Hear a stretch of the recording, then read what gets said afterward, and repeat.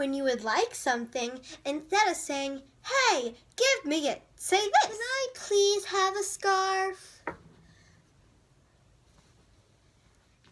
After you receive something, what do you do next? Well, here's what you should say. "Thank you for the scarf."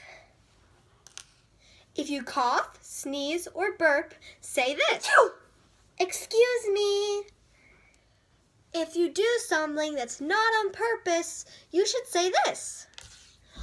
"Oops, I'm sorry I dropped that on your toe."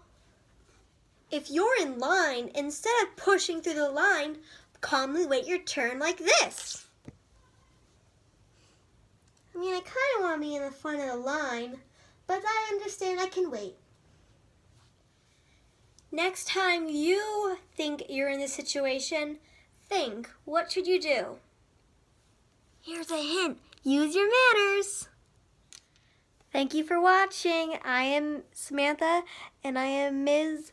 DeWacker's niece. Thank you so much for watching, and use your manners.